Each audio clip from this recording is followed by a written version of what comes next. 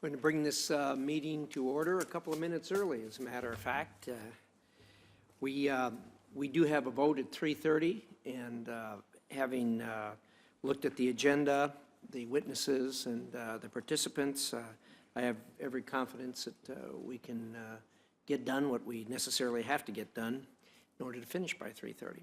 So with that, the purpose of today's hearing is to receive testimony on Senate Bill 3018, the Securing Energy Infrastructure Act, and to examine protections designed to guard against grid disruptions. This is a result of, I think, what everybody acknowledges and what everybody knows, and that is that the electric grid that we have in America is really incredibly dependable. And that's true particularly if you've traveled in other parts of the world, you know how dependable our grid is. Unfortunately, because of the development of the World Wide Web and those new ways of handling operations of controls, it also now has vulnerabilities. And these vulnerabilities obviously are targets by people who wish to do us harm. And as a result of that, those of us who deal with this every day believe that we should take a look at doing this better, perhaps even doing this differently.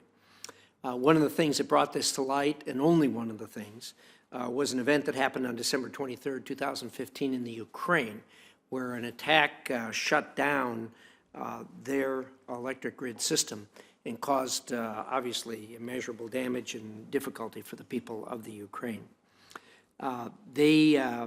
The attack could have been substantially worse, and it wasn't, because they operate differently than we do, in that a lot of their actions and operation of the grid is done with manual procedures as opposed to automated systems. We here in America and other first world countries have really gone to automated systems for a lot of different reasons, not the least of which is convenience and reliability, but also those kinds of things do open us up to additional vulnerabilities. This bill was originally introduced by Senator King and I, and our co-sponsors are Senator Collins and Heinrich, and it's not by coincidence that all four of us are on the Intelligence Committee, and we hear stories, not only stories, but expert opinions on what can happen, not only to our grid, but to other grids around the world, a good share of which we can't share with you. But suffice it to say that, that the facts are sufficiently concerning, that this is a subject that needs the attention of the United States Congress. So here we are today with this bill, and as everyone knows, this is a 2-year pilot project. It certainly isn't designed to be an absolute solution, but it is designed to explore possibilities of how the United States can handle one of these.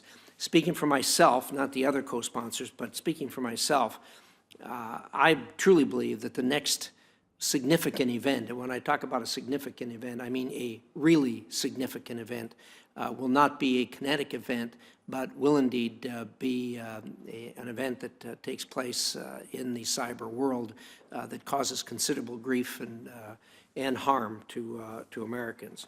And as we all know, we face significant challenges in that arena.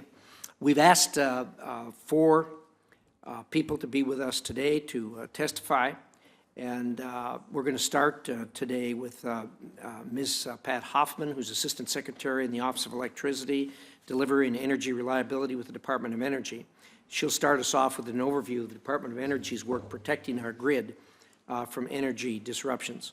We also have Mr. Dwayne Hiley, President and CEO of Arkansas Electric Cooperative Corporation. He is also co-chair of the electric subsector of the Coordinating Council.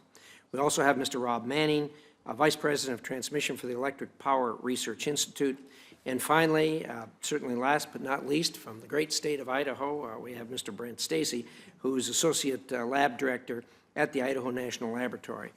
And right now, Idaho's National Laboratory is the world leader in critical infrastructure and control systems research, primarily because of the expenditures that we've made developing the systems and the facilities to do that research, and I'm sure Mr. Stacy will describe that for us. So with that, I certainly welcome everyone here today, and I think this is a good opportunity. This is not a complicated bill. It is a bill that is intended to move us forward in a cautious way, but a way that will help underscore some of the vulnerabilities that those of us on the Intelligence Committee have heard about over time. So with that, Senator Manchin.